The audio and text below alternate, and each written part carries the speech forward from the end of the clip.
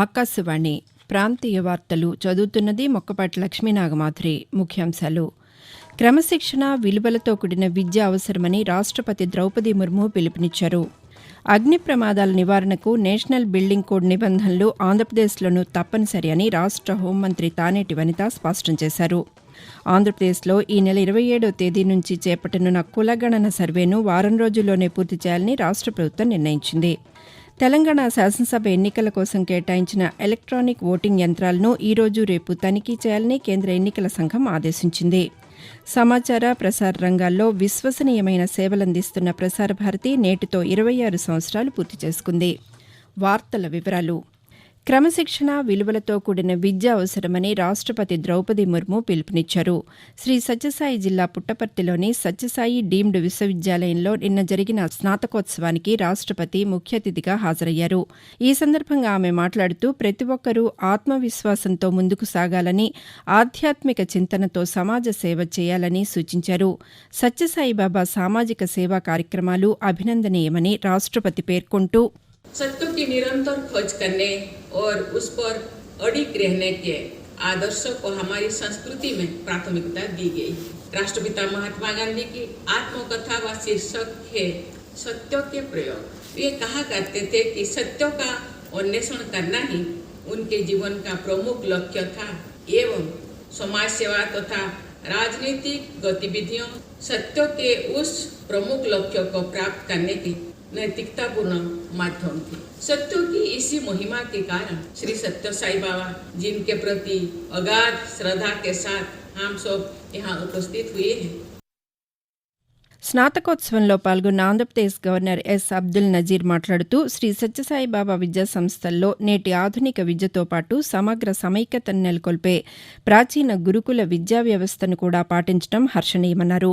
విద్యార్థులందరూ సేవాగుణం కలిగి ఉండి సత్యమార్గాన పయనించాలని గవర్నర్ సూచించారు.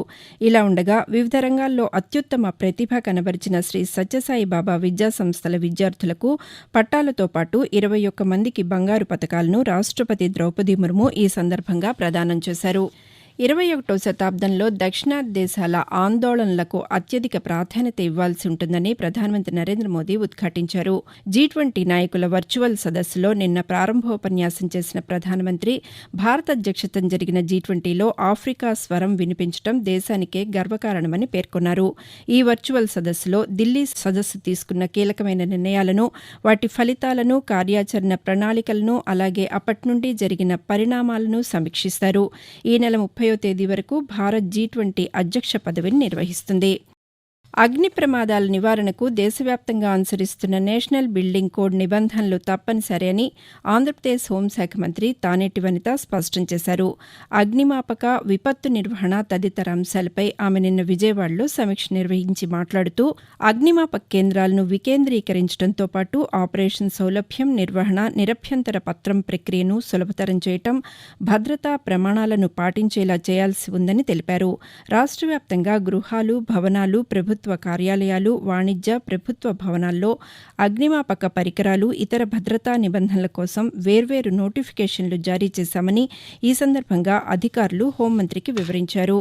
మహిళలపై దాడులకు అడ్డుకట్ట వేసి బాధిత మహిళలకు బాసటగా నిలవడానికి నయీ చేతన పేరిట 5 ఏళ్ల అవగాహన ప్రచారాన్ని భారత ప్రభుత్వం ప్రారంభించింది. మహిళలపై హింస నిర్మూలన అంతర్జాతీయ దినోత్సవం సందర్భంగా కేంద్ర గ్రామీణాభివృద్ది మంత్రిత్వ శాఖ ఆధ్వర్యంలో గత ఏడాది నవంబర్ 25వ తేదీన నయీ చేతన ప్రచారం ప్రారంభమైంది. ఏటా నెల రోజుల పాటు ఈ అవగాహన ప్రచారం కొనసాగుతుంది. లింగ ఆధారిత హింసకు వ్యతిరేకంగా గ్రామీణాభివృద్ది మంత్రిత్వ శాఖ అమలు చేస్తున్న నయీ చేతన ప్రచారానికి మరో 9 కేంద్ర మంత్రిత్వ శాఖలు సహకరిస్తున్నాయి. ఈ నెల 25వ తేదీన ప్రారంభమయ్యే నయీ చేతన 2.0 ప్రచారం వచ్చే నెల 23వ తేదీ వరకు కొనసాగుతుంది. ఇందులో భాగంగా దేశవ్యాప్తంగా 34 రాష్ట్రాలు, కేంద్రపాలిత ప్రాంతాల్లో వివిధ కార్యక్రమాలు చేపడతారు. ఆంధ్రప్రదేశ్లో ఈ నెల 27వ తేదీ నుంచి చేపట్టనున్న కులగణన సర్వేను వారం రోజుల్లోనే పూర్తి చేయాలని రాష్ట్ర ప్రభుత్వం నిర్ణయించింది. ఈ సర్వేలో వాలంటీర్లు, గ్రామ, వార్డు సచివాలయాల సిబ్బంది ఇంటింటికి వెళ్లి 20కి పైగా అంశాలపై సమాచారం సేకరిస్తారు. వాలంటీర్లు ఇళ్ల దగ్గరకు వెళ్లినప్పుడు ఇంటికి తాళం వేసి ఉన్నా, కుటుంబ సభ్యులు ఇళ్ల దగ్గర లేకపోయినా అలాంటి వారి వివరాల నమోదు కోసం సర్వే పూర్తయిన తర్వాత మరో వారం గడువు ఇవ్వనున్నారు. కులగణన సర్వే వివరాల నమోదుకు వాలంటీర్ల సెల్ఫోన్లలో ప్రత్యేక యాప్ను పొందుపరిచారు. ఆకాశవాణి ప్రాంతీయ వార్తలు వింటున్నారు. మద్యం, ఇసుక కేసుల్లో తెలుగుదేశం పార్టీ అధినేత నారా చంద్రబాబు నాయుడు దాఖలు చేసిన ముందస్తు బెయిల్ పిటిషన్లపై ఆంధ్రప్రదేశ్ హైకోర్టులో నిన్న విచారణ జరిగింది. ఇరువైపుల వాదనలు విన్న ఉన్నత న్యాయస్థానం కేసుల విచారణను వాయిదా వేసింది. మద్యం కేసులో చంద్రబాబు నాయుడు, మాజీ మంత్రి కొల్లు రవీంద్ర ముందస్తు బెయిల్ పిటిషన్లపై విచారణను ఈ రోజుకు వాయిదా వేసింది. అలాగే ఇసుక పాలసీ కేసులో చంద్రబాబు నాయుడు ముందస్తు బెయిల్ పిటిషన్పై విచారణను రేపటికి వాయిదా వేసింది. తెలంగాణ శాసనసభ ఎన్నికల కోసం కేటాయించిన ఎలక్ట్రానిక్ ఓటింగ్ యంత్రాలు ఈవీఎంలను ఈ రోజు, రేపు తనిఖీ చేయాలని కేంద్ర ఎన్నికల సంఘం రాష్ట్ర ఎన్నికల సంఘాన్ని ఆదేశించింది. అన్ని రాజకీయ పార్టీలకు ముందస్తు సమాచారం అందించాలని, ఎన్నికల పరిశీలకులను అందుబాటులో ఉంచుకోవాలని సూచించింది. ఈవీఎంలపై అందరూ సంతృప్తి వ్యక్తం చేసిన తర్వాత వాటికి సీలు వేసి పోలింగ్ ప్రక్రియలో వినియోగించాలని కేంద్ర ఎన్నికల సంఘం స్పష్టం చేసింది. కాగా ఇంటి నుంచి ఓటు హక్కు ప్రక్రియను ఈ నెల 26వ తేదీలోగా ముగించాలని ఎన్నికల సంఘం ఆదేశించింది. కృష్ణా జలాల పంపిణీ నూతన విధి విధానాల అంశంపై విచారణను ట్రిబ్యునల్ 2 నెలలు వాయిదా వేసింది. నిన్న జరిగిన విచారణలో స్టేట్మెంట్ ఆఫ్ కేస్ ఫైల్ చేయాలని తెలుగు రాష్ట్రాలను ఆదేశిస్తూ ట్రిబ్యునల్ జనవరి 22వ తేదీకి విచారణను వాయిదా వేసింది. మరోవైపు కృష్ణా జలాల పంపిణీ అంశంలో కేంద్ర ప్రభుత్వం జారీ చేసిన గెజిట్పై అభ్యంతరాలతో ఆంధ్రప్రదేశ్ ప్రభుత్వం సుప్రీంకోర్టులో వేసిన పిటిషన్ ఈ నెల 29న విచారణకు రానుంది.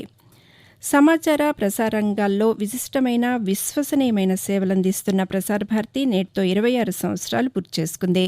1997 నవంబర్ 23వ తేదీన పార్లమెంట్ రూపొందించిన ప్రసార భారతి చట్టంతో బ్రాడ్కాస్టింగ్ కార్పొరేషన్ ఆవిర్భవించింది. ప్రసార భారతి ఆధ్వర్యంలో ఆకాశవాణి, దూరదర్శన్ విస్తృత సేవలనందిస్తూ సమాచార ప్రసార రంగంలో గణనీయమైన పాత్రను పోషిస్తున్నాయి.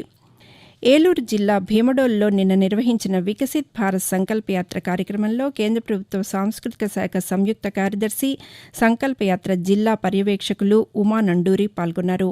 ఈ సందర్భంగా ఆమె మాట్లాడుతూ కేంద్ర ప్రభుత్వం అమలు చేస్తున్న వివిధ సంక్షేమ పథకాలపై ప్రజల్లో మరింత అవగాహన కల్పించేందుకు వికసిత్ భారత్ సంకల్ప యాత్ర నిర్వహించటం ముఖ్య ఉద్దేశమని, ఇంకా ఈ పథకాల వలన లబ్ధి పొందని వారు వాటిని సద్వినియోగం చేసుకునేలా అధికారులు కృషి చేయాలని సూచించారు. కార్యక్రమంలో జిల్లా కలెక్టర్ వి ప్రసన్న వెంకటేష్ తదితరులు పాల్గొన్నారు. యాత్రలో ప్రధానమంత్రి జీవన్ బీమా యోజన, ముద్ర, ప్రధానమంత్రి సురక్ష బీమా యోజన తదితర పథకాలకు సంబంధించిన వివరాలను ప్రదర్శించారు. వైద్య శిబిరం నిర్వహించడంతో పాటు ఉజ్వల్ పథకం కింద గ్యాస్ కనెక్షన్లను పంపిణీ చేశారు. ఆకాశవాణి విజయవాడ ప్రాంతీయ వార్తా విభాగం casual news editor, casual news reader cum translator, casual broadcast అసిస్టెంట్ల నియామకాల కోసం విజయవాడ ప్రాంతంలో నివసించే అర్హులైన ఆసక్తిగల అభ్యర్థుల నుంచి దరఖాస్తులను ఆహ్వానిస్తోంది. అర్హత, వయోపరిమితి వంటి పూర్తి వివరాలతో కూడిన దరఖాస్తులను ప్రసారభారతి.gov.inలో పొందవచ్చు. వెబ్సైట్లో సూచించిన దరఖాస్తు నమూనా పూర్తి చేసి అవసరమైన ధృవపత్రాల నకళ్లను head of office, Akashvani, MG road, Vijayawada చిరునామాకు పంపవలసి ఉంటుంది. అభ్యర్థులు తమ దరఖాస్తులను డిసెంబర్ 8వ తేదీ వరకు పంపవచ్చు. మరిన్ని వివరాల కోసం 9446740057 నంబర్ను సంప్రదించవచ్చు. తెలంగాణను దేశంలోనే అగ్రగామిగా చేయటం తన లక్ష్యమని భారత రాష్ట్ర సమితి అధినేత, ముఖ్యమంత్రి కె. చంద్రశేఖరరావు తెలిపారు. వికారాబాద్ జిల్లా పరిగిలో నిన్న నిర్వహించిన ప్రజా ఆశీర్వాద సభలో ఆయన మాట్లాడుతూ వచ్చే ఏడాది యుద్ధ ప్రాతిపదికన పేదలకు ఇళ్లు నిర్మిస్తామని పేర్కొన్నారు. ఆకాశవాణి ప్రాంతీయ వార్తలు ముగించే ముందు ముఖ్యాంశాలు మరొకసారి. క్రమశిక్షణ, విలువలతో కూడిన విద్య అవసరమని రాష్ట్రపతి ద్రౌపది ముర్ము పిలుపునిచ్చారు. అగ్ని ప్రమాదాల నివారణకు నేషనల్ బిల్డింగ్ కోడ్ నిబంధనలు ఆంధ్రప్రదేశ్లోనూ తప్పనిసరి అని రాష్ట్ర హోంమంత్రి తానేటి వనిత స్పష్టం చేశారు. ఆంధ్రప్రదేశ్లో ఈ నెల 27వ తేదీ నుంచి చేపట్టనున్న కులగణన సర్వేను వారం రోజుల్లోనే పూర్తి చేయాలని రాష్ట్ర ప్రభుత్వం నిర్ణయించింది. తెలంగాణ శాసనసభ ఎన్నికల కోసం కేటాయించిన ఎలక్ట్రానిక్ ఓటింగ్ యంత్రాలను ఈ రోజు, రేపు తనిఖీ చేయాలని కేంద్ర ఎన్నికల సంఘం ఆదేశించింది. సమాచార ప్రసార రంగాల్లో విశ్వసనీయమైన సేవలందిస్తున్న ప్రసార భారతి నేటితో 26 సంవత్సరాలు పూర్తి చేసుకుంది. ఆకాశవాణి ప్రాంతీయ వార్తలు ఇంతటితో సమాప్తం.